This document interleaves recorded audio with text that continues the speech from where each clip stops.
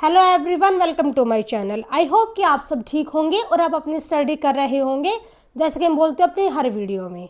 तो देखिए, जैसा कि आप सभी जानते हैं, मैंने एक सीडीपी की एक थ्योरी सीरीज स्टार्ट कर रखी है, जिसमें हम 16 टॉपिक को हम अभी तक कवर अप कर चुके हैं। आज हम करेंगे topic number 17 of CDP theory series का। इसके अलावा आप सभी जानते हैं कि चैनल पे मॉक टेस्ट की भी सीरीज स्टार्ट हो रखी है, जिसमें कि हम 10 मॉक टेस्ट हम उसमें कवर कर चुके हैं। नेक्स्ट वीडियो जो आएगी वो उस मॉक टेस्ट के रिगार्डिंग ही आएगी, जो होगा हमारा 11 नंबर मॉक टेस्ट। तो आज हम करते हैं अपना टॉपिक, जो कि है topic number 17 of the theory of CDP. तो देखिए, यदि हम बात करें हमारे टॉपिक की, तो टॉपिक का जो हमारा है वो आएगा हमारा लर्निंग एंड पेडागोजी के अंदर। ये हमारा टॉपिक रहने वाला है आज का जो है। तो जो हमारा टॉपिक है इस वाली सीरीज में, ये टॉपिक थोड़े से बड़े बड़े से हैं, तो आप थोड़ा सा एडजस्ट करके चलना कि इतना बड़ा टॉपिक क्या होता है हेडिंग। तो ये बट यहाँ पे ऐसा है कि जो टॉपिक्स हैं वो थोड़े से लेंदी है, क्योंकि ये पेडागोजी है, इसी वजह से। तो देखिए, टॉपिक है how childrens think and learn, how and why childrens fail to achieve success in school performance. कि बच्चे कैसे सोचते हैं और कैसे बच्चे सीखते हैं, और बच्चे स्कूल के प्रदर्शन में सफलता हासिल करने में कैसे और क्यों फेल होते हैं। तो ये हमारा टॉपिक है कि ऐसे क्या रीज़न रहे हैं, क्या ऐसी कमियां रह जाती है जिनकी वजह से जो बच्चे हैं उनको फेलियर का सामना करना पड़ता है, और कैसे बच्चे की मतलब बच्चे कैसे सीखते हैं, हाउ टू लर्न चाइल्ड, बच्चे कैसे सीखेंगे, क्या बच्चे करेंगे। तो इसके रिगार्डिंग हमारी आज की वीडियो रहने वाली है। तो देखिए, ये हम बात होगी मेरे टॉपिक की। तो ये जो आपको यहाँ पे दिख रही हो इमेज जो है, ये इसी से रिलेटेड है कि how children think and learn and why children fail in schools. इसके बारे में मैं आपको बाद में यहाँ पे हम इसको इंटररिलेट करेंगे। पहले हम जान लेते हैं थोड़ा सा इसका थ्योरी सेक्शन। तो फर्स्ट ऑफ ऑल मीनिंग, कि मीनिंग क्या है हमारे टॉपिक का यहाँ पे। तो देखिए, learning is a process through which a child acquire knowledge, skills, habits and attitudes through experience, practice and training. कि जो लर्निंग एक ऐसी प्रोसेस है जिसके द्वारा जो बच्चा होता है वो एक्वायर करता है, अर्जित करता है, सीखता है क्या, नॉलेज को, स्किल्स को, हैबिट्स को, एटीट्यूड्स को, एक्सपीरियंस का यूज़ करते हुए, प्रैक्टिस का यूज़ करते हुए एंड ट्रेनिंग का यूज़ करते हुए। कहने का मतलब क्या है कि जो बच्चा है, लर्निंग कहते किसको है, लर्निंग क्या होता है, सीखना क्या होता है, क्या हमारी नॉलेज में कुछ इनहेंस हो जाना, हमारी समझ बढ़ जाना, हमारा किसी चीज़ को अच्छे से एक्सप्लेन करना, मतलब हमारे अंदर ऐसी क्वालिटीज़ आ जाना। तो वो सब कैसे आता है, एक्सपीरियंस से, प्रैक्टिस से। जब हम मोर प्रैक्टिस हम करेंगे तो हमारे अंदर इम्प्रूवमेंट आएगा। तो यही सब होता है लर्निंग, कि हमने सीखा है, हमने हमने एक नई स्किल सीखी है। तो यही है यहाँ पे हिंदी टर्म यहाँ पे देख लेना कि सीखने एक ऐसी प्रक्रिया है जिसके माध्यम से बच्चा जो है वो अनुभव, अभ्यास और प्रशिक्षण के द्वारा क्या ज्ञान, कौशल, आदतें और दृष्टिकोण क्या करता है, बच्चा प्राप्त कर लेता है। तो ये हो गया हमारा यहाँ पे थोड़ा सा ओवरव्यू मीनिंग के बारे में। इसके अलावा it is not just memorising about but understanding and applying concept. कि यहाँ पे केवल हम याद करने से रिलेटेड ही हम बात नहीं करते हैं कि हमने कोई कंसेप्ट उठाया और हमने उसको सिर्फ याद कर लिया, हमने उसको मेमोराइज कर लिया, एक तरीके से कहें कि हमने उसको रट्टा मार लिया। तो ऐसा नहीं होता है। सिर्फ हम याद करने को ही हम लर्निंग नहीं बोल सकते, हम उसको लर्निंग नहीं मान सकते। लर्निंग का मतलब क्या होता है, बात को समझना अच्छे से और उसको अपने बिहेवियर में लेके आना। कि जो हमने सीखा है हम उसको अपने बिहेवियर में लेके आए, वो जो चीज़ हमने सीखी है अपने स्कूल से, अपने कॉलेज से, तो वो सब चीज़ें हमारा सीखो, हमारे बिहेवियर में सबको दिखे। तो दैट इज़ लर्निंग। सिर्फ याद करना ही लर्निंग नहीं होता है। तो कंसेप्ट हो गया यहाँ पे हमारा लर्निंग के मीनिंग के बारे में। आगे हम चलते हैं कि how children think and learn, कि बच्चे कैसे सोचते हैं और बच्चे कैसे सीखते हैं। तो देखिए, सबसे पहले है कि जो बच्चा होता है वो होता है एक्टिव लर्नर। कि वो एक क्रिया सीखने वाला बच्चा जो होता है वो चाहता है कि मैं नई नई चीज़ें जो है वो मैं सीखूं, मैं उसको अचीव करूं, जो बच्चा सीखना चाहता है। तो देखिए, child are not empty vessels, they actively construct knowledge. कि जो बच्चे होते हैं वो एक खाली पात्र के समान नहीं होते हैं, वे खुद से अपने ज्ञान का क्या करते हैं, निर्माण करते हैं। क्योंकि वे एक एक्टिव लर्नर होते हैं। इसी वजह से ये नहीं है कि बच्चे का दिमाग जो वो बिल्कुल खाली है, नहीं, बच्चा सीखना चाहता है, बच्चा सीखने का इच्छुक है, तो बच्चा क्या करेगा, वो अपनी नॉलेज को खुद ही बच्चा इन्हेंस करेगा, खुद ही वो अपनी नॉलेज को बना लेगा, क्योंकि वो सीखना चाहता है। लेकिन जो एक ऐसा बच्चा जो सीखना ही नहीं चाहता है, तो फिर तो हम उसको क्या ही सिखाएंगे। एक इच्छा भी होनी चाहिए ना हर काम सीखने की, एक क्यूरियोसिटी होनी चाहिए हमारे अंदर। नेक्स्ट यहाँ पे देखिए, they observe, ask questions, explore and connect the new ideas with previous experience. कि जो बच्चे हैं यदि वो एक्टिव लिसनर है तो वो क्या करेंगे, तो वो ऑब्जर्व करेंगे चीज़ों को, क्वेश्चंस पुट अप करेंगे हमसे उस अपने ऑब्जर्वेशन के बारे में, उसको एक्सप्लोर करेंगे और उसको कनेक्ट करेंगे अपने उस न्यू आइडियाज़ को अपने प्रीवियस एक्सपीरियंस के साथ। जैसे मानिए हमने बच्चों को बोला कि आप स्टडी कीजिए कि एजुकेशन इम्पोर्टेंट है या फिर नहीं है, ठीक है, तो बच्चे क्या करेंगे, ऑब्जर्व करेंगे कि जो इंसान पढ़े हुए हैं उनका बिहेवियर कैसा है, जो नहीं पढ़े हुए हैं, जो अनपढ़ है, उनका बिहेवियर कैसा है। तो बच्चे उसको ऑब्जर्व करेंगे, फिर बच्चे उनसे क्वेश्चन भी पुटअप करेंगे ना कि आप पढ़े क्यों नहीं, क्या रीज़न रहा, बच्चे क्वेश्चन पुटअप करेंगे, ठीक है। नेक्स्ट बच्चे एक्सप्लोर करेंगे कि इन्होंने ऐसे ये नहीं पढ़ पाए तो रीज़न ये था, ये पढ़ पाए तो ये यहाँ तक पढ़े, तो बच्चे यहाँ पे क्या करेंगे, वो एक्सप्लोर कर रहे हैं चीज़ों को।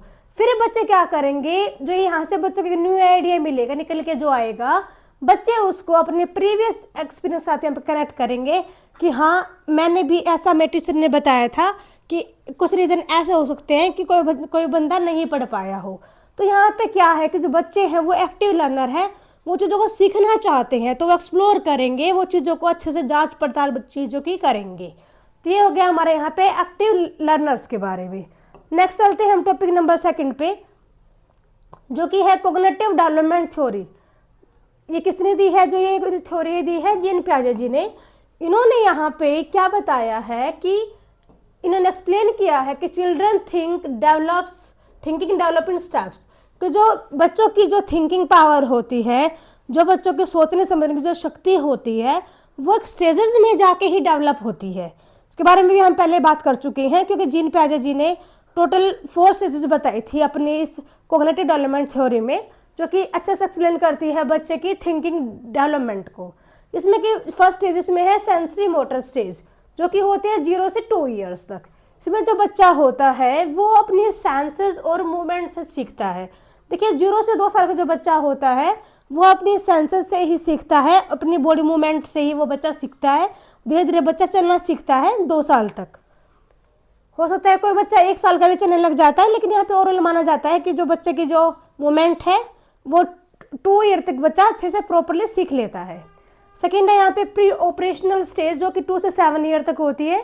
इसमें जो बच्चा होता है वो सिम्बॉलिक थिंकिंग डेवलप करता है, इमेजिनेशन उसकी यहाँ पे बहुत स्ट्रॉन्ग होती है, लेकिन जो लॉजिक्स होते हैं वो बच्चा इतने नहीं दे पाता है, क्योंकि छोटा माइंड है। इसी वजह से कहने का मतलब क्या, छोटा दिमाग नहीं कि बच्चा छोटा है, उसकी अभी कैपेसिटी इतनी नहीं है, एबिलिटी इतनी नहीं है कि वो अपने लॉजिक्स लगा सके।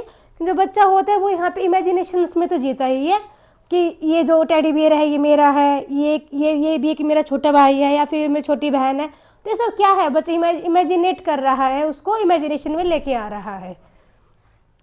नेक्स्ट यहाँ पे इनकी थर्ड जो स्टेज है वो है कॉन्क्रीट ऑपरेशनल स्टेज, जो कि है 7 से 11 ईयर्स तक।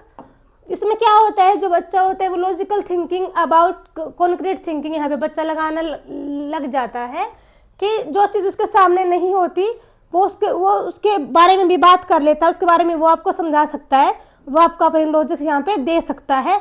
7 से 11 ईयर में बच्चा इतने कैपेबल हो जाता है। फोर्थ है यहाँ पे फॉर्मल ऑपरेशनल स्टेज, जो कि होते हैं 11 ईयर्स प्लस। इसमें क्या होता है, बच्चा एब्स्ट्रैक्ट एंड हाइपोथेटिकल थिंकिंग यहाँ पे बच्चे की डेवलप हो जाती है।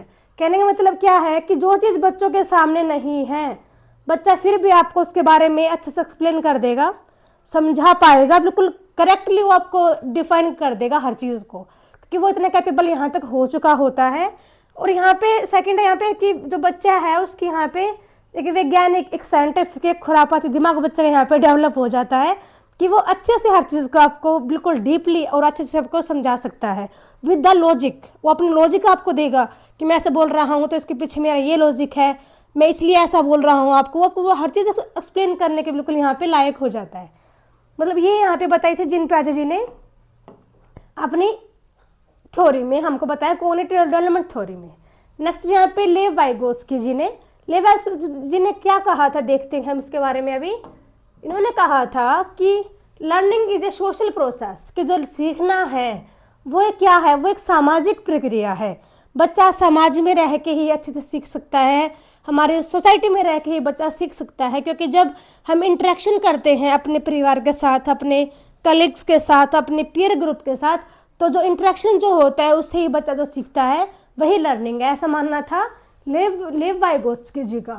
इसके अलावा इन्होंने कहा कि children learn better with help of zone of proximal development ZPD and through language and interaction.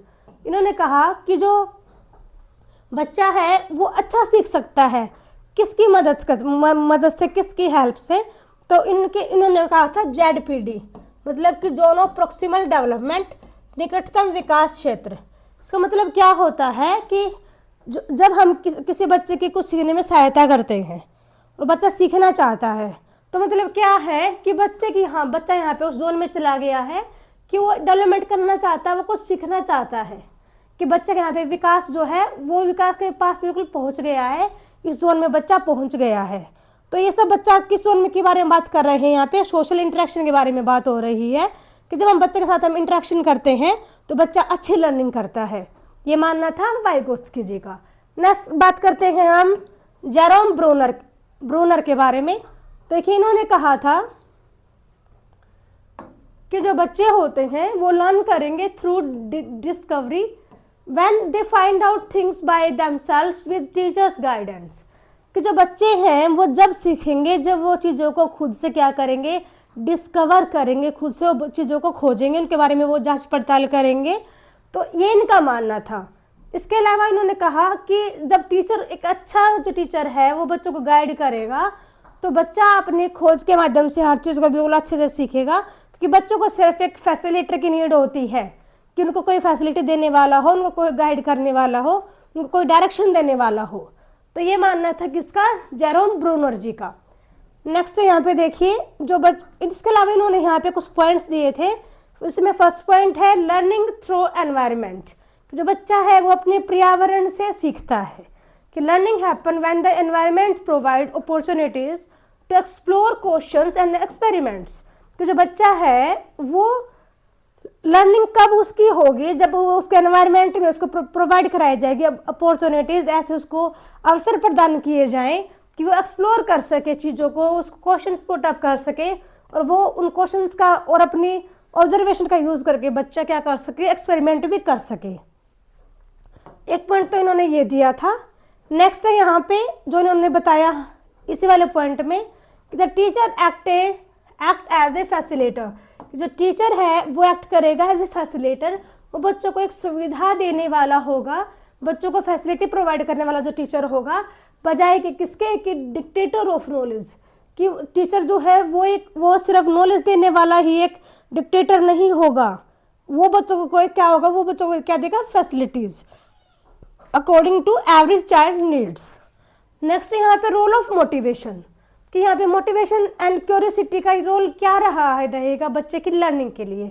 देखिए जो मोटिवेशन और जो क्यूरियोसिटी होती है, जो जिज्ञासा बच्चे की होती है, सीखने की जो क्षमता होती है, वो इनकरेजमेंट करेगी उसको लर्निंग इफिशिएंसी को। कहने का मतलब क्या है कि जो मोटिवेशन है, जो क्यूरियोसिटी है बच्चे की, जो इनकरेजमेंट जो हम बच्चों को देते हैं, उसकी वजह से जो बच्चे की जो लर्निंग एफिशिएंसी है ना, वो बहुत ज़्यादा बढ़ जाती है, क्योंकि बच्चा यहाँ पे क्या हो जाता है, बहुत ज़्यादा मोटिवेट हो जाता है और बच्चा अचीव कर लेता है अपनी लर्निंग प्रोसेस को जो वो सीखना चाहता है। आगे है इसमें देखिए कि children learn better when content is related to their interest and real life experience. देखिए ये तो बात है ही, जब यदि जो चीज़ हम पढ़ रहे हैं, जो कंटेंट हम पढ़ रहे हैं, यदि वो हमारे इंटरेस्ट के अकॉर्डिंग है और हमारे लाइफ से वो रिलेटेड है, हमारे रियल लाइफ से, तो जो बच्चे की जो सीखने की जो इच्छा होगी ना, वो बहुत ज़्यादा बढ़ जाएगी। क्योंकि मान लीजिए कि हम बच्चों को बहुत ही टिपिकल चैप्टर पढ़ा रहे हैं, मान लीजिए कि हिंदी की गद्य विधाएँ हम पढ़ा रहे हैं बच्चों को, तो हो सकता है किसी बच्चे का उसमें इंटरेस्ट ना हो और किसी बच्चे का हो भी। जो जिस बच्चे का है वो तो इंटरेस्ट लेके पढ़ेगा, लेकिन जिस बच्चे का नहीं है उसके लिए तो वो सब कहते हैं ना कि सब कुछ सिर से ऊपर से चला गया, कुछ समझ नहीं आया, तो वो वाली बात हो जाएगी उस बच्चे के लिए। तो कहने का मतलब क्या है कि जो कंटेंट है वो बच्चों के इंटरेस्ट के अकॉर्डिंग होना चाहिए और बच्चों के रियल लाइफ से रिलेटेड वो कंटेंट होना चाहिए। नेक्स्ट है यहाँ पे why some children fail to achieve success in schools, कि कुछ बच्चे अपने स्कूल में फेल क्यों हो जाते हैं सक्सेस को अचीव करने में, इसके पीछे क्या रीज़न रहते हैं, अब हम उसके बारे में बात कर लेते हैं। तो देखिए सबसे फर्स्ट है यहाँ पे लैक ऑफ इंटरेस्ट और मोटिवेशन, कि बच्चे का पढ़ाई में मन ही नहीं है तो हम उसको कैसे भी नहीं पढ़ा सकते। सबसे फर्स्ट है ये इंटरेस्ट, कि जब बच्चे का इंटरेस्ट ही नहीं है उस बच्चे के लिए जो पढ़ाई है वो बिल्कुल यहाँ पे मीनिंगफुल ही नहीं है, क्योंकि उसका इंटरेस्ट ही नहीं है। तो इसी वजह से बच्चे फेल हो जाते हैं और वो अपनी क्यूरियोसिटी को भी यहाँ पे बिल्कुल ही मतलब कम रखते हैं, लेवल से कम रखते हैं, क्योंकि उनकी कोई इच्छा ही नहीं है सीखने की, तो जिज्ञासा तो उनमें होगी ही कहाँ, तो नहीं होगी। ये रीज़न भी है एक बच्चे की फेलियर के पीछे। सेकंड है यहाँ पे rigged and exam oriented teaching, कि सिर्फ जो एग्जाम ओरिएंटेड फोकस किया जाता है टीचिंग के लिए, फोकस करेंगे ओनली रोट मेमोराइजेशन पे, कि हम अच्छे से सिर्फ हम भाई आपको याद करना है, बस चैप्टर को याद करो और अच्छे से पेपर में लिख के आओ उसको, जैसे मैंने कराया बिल्कुल वैसे ही लिखना। तो ये क्या है, ये बिल्कुल रिग्ड टीचिंग हो गई एक टीचर की, कि वो टीचर बच्चों पे क्या बनाना है, प्रेशर बना रहा है, जैसे मैंने याद कराया आपको ऐसे ही करना है। तो ऐसा नहीं होता है, इसलिए ये जो टीचिंग का वे है वो बिल्कुल ही गलत है, ऐसे टीचर को नहीं करना चाहिए। तो इग्नोर जो टीचर है यहाँ पे क्या हो जाए कि वो इग्नोर करे बच्चे की क्रिएटिविटी को और उसकी अंडरस्टैंडिंग को, तो इससे क्या होगा इससे जो बच्चा है उसकी लर्निंग में यहाँ पे अफेक्ट आ जाएगा। तो मेन बात यहाँ पे कहने की क्या है कि रटने पर ध्यान नहीं देना है और बच्चे की क्रिएटिविटी को और उसके अंडरस्टैंडिंग को ही हमको यहाँ पे प्रेफरेंस दे के चलना है, ताकि बच्चा अपनी क्रिएटिविटी दिखाए, बच्चे का जो रियल टैलेंट है वो सबके सामने एक्सप्लोर होके आए। नेक्स्ट है यहाँ पे टॉपिक नंबर 3 जो कि है लर्निंग डिसेबिलिटीज़, कि बहुत सारी लर्निंग डिसेबिलिटीज़ हो सकती हैं, सीखने की कठिनाइयाँ हो सकती हैं, जैसे कि डिसलेक्सिया, ADHD और स्लो लर्निंग अफेक्ट परफॉर्मेंस।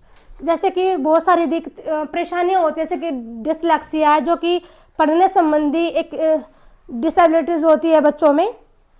इसके अलावा जो ADHD है वो भी एक न्यूरो संबंधी ही क्या है, एक डिफ़िकल्टी है बच्चों में, जिसकी वजह से जो बच्चे हैं वो अपना ध्यान पढ़ाई में नहीं लगा पाते हैं। और इसके अलावा भी बहुत सारी ऐसी स्लो लर्निंग डिसेबिलिटीज़ होती है जिसकी वजह से जो बच्चे की जो परफॉर्मेंस है उससे बहुत ज़्यादा इफेक्ट आता है, वो उससे बहुत ज़्यादा प्रभावित हो जाती है, और इसी के चलते जो बच्चे का जो रिजल्ट है वो उसको फेलियर ही फेस करना पड़ता है। तो ये भी एक रीज़न है। नेक्स्ट है यहाँ पे इमोशनल प्रॉब्लम्स। तो देखिए ऐसी बहुत सारी प्रॉब्लम्स भी हो सकती है कि बच्चे में बहुत ज़्यादा एक डर हो, फियर हो, एंजाइटी बच्चे को हो, लो सेल्फ एस्टीम हो बच्चे का, उसमें कॉन्फिडेंस ही ना हो, तो इसकी वजह से भी जो बच्चे का जो कंसंट्रेशन लेवल होता है वो बहुत ज़्यादा क्या हो जाता है, वो बहुत ज़्यादा कम हो जाता है, और इसके चलते जो बच्चा है उसको यहाँ पे फेलियर का सामना करना पड़ता है। तो that is also a reason for the failure of a student. Next है यहाँ पे टॉपिक नंबर 5 जो कि है लैंग्वेज बैरियर्स। देखिए ज़रूरी नहीं है कि जो लैंग्वेज हम अपने घर पे यूज़ करते हैं हमको स्कूल में वही पढ़ाई जाए। हो सकता है कि भाई किसी का ट्रांसफ़र कहीं अदर स्टेट में हो गया हो, तो उस बच्चे को वहाँ की टीचर जो पढ़ा रहा है उसको समझ में ही ना आ रहा हो, जो बच्चा समझेगा ही नहीं तो बच्चा एग्ज़ाम में क्या लिखेगा। तो मेन बात है यहाँ पे लैंग्वेज बैरियर की। जो बच्चा है जो उसके मीडियम ऑफ जो इंस्ट्रक्शन जो इसको मिलेगा स्कूल से, जो यदि वो उसके घर से लैंग्वेज से अलग हो गया तो बच्चे के लिए समझना बहुत उसको क्या हो जाएगा, मुश्किल हो जाएगा। तो बच्चा जब लैंग्वेज को ही समझ नहीं पाएगा तो वो क्या सीखेगा फिर। तो ज़रूरी है कि जो बच्चा है उसके अकॉर्डिंग ही लैंग्वेज को रखा जाए, ताकि बच्चा थोड़ा फ्रेंडली फील करे लैंग्वेज के साथ और अच्छे से वो अपने लर्निंग प्रोसेस को कर सके जो वो चाहता है। नेक्स्ट है यहाँ पे topic number 6 negative school environment. हो सकता है कि जो स्कूल एनवायरनमेंट हो वो बच्चे के लिए नेगेटिव हो, बच्चे के माइंड में बिल्कुल सेट हो गया हो कि यहाँ का जो एनवायरनमेंट है वो बहुत ज़्यादा हर्ष डिसिप्लिन है, यहाँ पे बहुत ज़्यादा डिसिप्लिन बिल्कुल कड़े नियम बना दिए गए हैं, और यहाँ पे कंपैरिजन किया जाता है बच्चों का आपस में कि वो अच्छा है, आप अच्छे नहीं हो। तो ये क्या है, बच्चे के माइंड में इससे क्या आएगी, बिल्कुल नेगेटिविटी ही आएगी। नेक्स्ट यहाँ पे पनिशमेंट दी जाती हो, जिसकी वजह से बच्चों में क्या हो गया हो, डर बैठ गया हो, बच्चों का जो कॉन्फिडेंस हो वो बहुत ज़्यादा लो हो गया हो। तो ज़रूरी नहीं है कि बच्चे के सिर्फ खुद की प्रॉब्लम हो सकता है कि स्कूल का एनवायरनमेंट ही कुछ ऐसा हो जो कि बच्चे के माइंड पे बिल्कुल नेगेटिव ही इम्पैक्ट डाल रहा हो। तो ये चीज़ भी यहाँ पे बहुत ज़्यादा अफेक्ट करती है बच्चे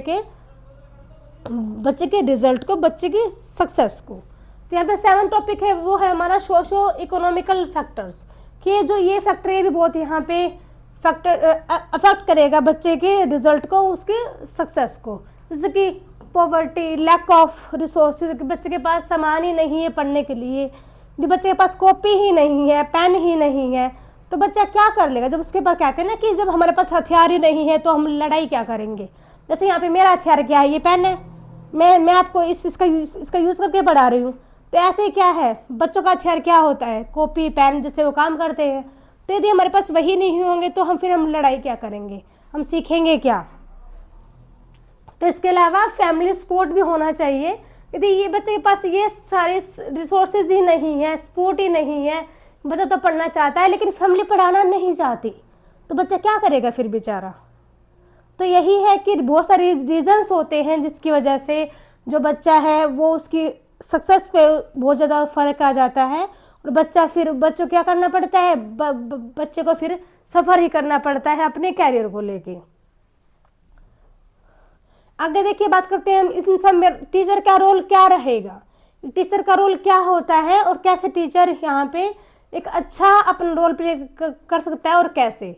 तो इसमें फर्स्ट है, देखिए, create a child centred and activity based environment, कि टीचर का रोल ये है कि वो बिल्कुल चाइल्ड सेंटर्ड अपनी एजुकेशन को बनाए और एक अच्छा एनवायरनमेंट वो अपने बच्चों को दे, जिसमें कि वो बच्चों को through the use of activities वो बच्चों को सिखाए, बच्चे काम कर करके सीखे, खुद से बच्चे काम करके सीखें, खुद से एक्टिविटी में इन्वॉल्व होकर सीखें हर चीज़ को। ये बच्चे ऐसे सीखेंगे तो उनको लॉन्ग टाइम के लिए चीज़ें याद रहेंगी, उनके माइंड में बिल्कुल सेट हो जाएंगी। नेक्स्ट है यहाँ पे recognise individual differences and provide remedial help. देखिए, जो टीचर है वो पहचाने कि किस बच्चे को किस लेवल की प्रॉब्लम है और मैं उसको कैसे दूर कर सकता हूँ। मान लीजिए कि किसी बच्चे को पढ़ने में प्रॉब्लम है, तो टीचर पहचान ले कि इस बच्चे को पढ़ने में प्रॉब्लम है, तो वो उसी चीज़ पे काम करे, जो टीचर है वो उसको रिमीडियल क्लासेस दे ताकि बच्चा अच्छे से पढ़ना सीख जाए। नेक्स्ट है use constructivist approach, late children discover and discuss, कि हम कंस्ट्रक्टिविस्ट अप्रोच अपनाएं कि जो बच्चे हैं वो खुद से ही डिस्कवर कर सकते हैं अपनी नॉलेज को, और हम उनके साथ क्या करें, डिस्कशन करें और बच्चों को उसके बारे में भी आपस में भी बात करने दें। तो यही होती है कंस्ट्रक्टिव अप्रोच, जो कहती है कि बच्चे अपनी नॉलेज को खुद से ही कंस्ट्रक्ट कर सकते हैं। नेक्स्ट है motivate, encourage and appreciate each child efforts, कि बच्चा कुछ अच्छा प्रयास कर रहा है, बच्चा कुछ एफर्ट डाल रहा है, तो एक टीचर की भी रिस्पॉन्सिबिलिटीज़ है कि वो उस बच्चे को क्या करे, मोटिवेट करे, एनकरेज करे और उस बच्चे क्या करे, तारीफ करे, उसको अप्रिशिएट करे, ताकि बच्चा नेक्स्ट टाइम उस काम करने के लिए बच्चे की जो एनर्जी है वो हाई हो जाए, बच्चा उसको अच्छे से करे, इंटरेस्ट लेके उस काम को दोबारा से बच्चा करे। नेक्स्ट है यहाँ पे build a positive and inclusive classroom atmosphere, जो टीचर है वो क्लास का जो एनवायरनमेंट बिल्कुल एक पॉजिटिव बनाए और इंक्लूसिव क्लासरूम टीचर यहाँ पे बना के दे बच्चों को, ताकि जिसमें कोई भेदभाव ना हो, सब बच्चे अपने आप को इक्वली समझे, चाहे वो बच्चा गरीब परिवार से आता है चाहे वो अमीर परिवार से आता है, तो कुछ भी यहाँ पे डिफरेंसेस ना हो, सभी अपने आप को बिल्कुल इक्वली मान के एक जगह बैठ के सभी बच्चे पढ़ें। तो आगे देखिए, यहाँ पे हो गया है हमारा टॉपिक आज का, इन शॉर्ट में हम इसको यहाँ पे कवर अप कर लेते हैं। देखिए, इन शॉर्ट में दी हम बात के टॉपिक के बारे में कि children think and learn actively through interaction, experience and exploration, कि जो बच्चे हैं वो किससे सीखते हैं, अनुभव से, बातचीत से, खोज के माध्यम से बच्चे एक्टिवली सीख जाते हैं, जो बच्चे सीखना चाहते हैं। कहने का मतलब क्या है कि जो बच्चे हैं वो थिंक करेंगे और चीज़ों को सीखेंगे एक्टिवली। कब? जब वो इंटरेक्शन से सीखेंगे, जब वो एक्सपीरियंस से सीखेंगे और जब वो एक्सप्लोर करके खुद से सीखेंगे। जब भी बच्चे अच्छे से लर्निंग कर सकते हैं।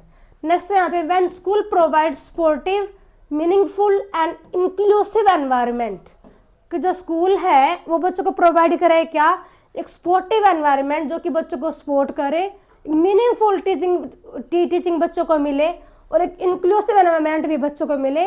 तो हर बच्चा जो भी पढ़ना चाहता है, जो भी कुछ सीखना चाहता है, तो every child can achieve success. तो हर बच्चे को लाइफ में क्या मिलेगी, सक्सेस मिलेगी। यदि स्कूल सपोर्ट करने वाला होगा, फैमिली सपोर्ट करने वाली होगी और बच्चे का खुद का इंटरेस्ट है, वो एक्टिव लर्नर है, वो सीखना चाहता है, तो डेफिनेटली कि उस बच्चे को सक्सेस होने से कोई भी नहीं रोक सकता। तो ये हमारा टॉपिक था आज का। आई होप कि आपको समझ में आया होगा टॉपिक। यदि टॉपिक अच्छा लगा हो तो वीडियो को लाइक कीजिएगा, शेयर कीजिएगा ताकि औरों की भी हेल्प हो जाए। मिलते हैं नेक्स्ट वीडियो में। Bye bye everyone, thank you.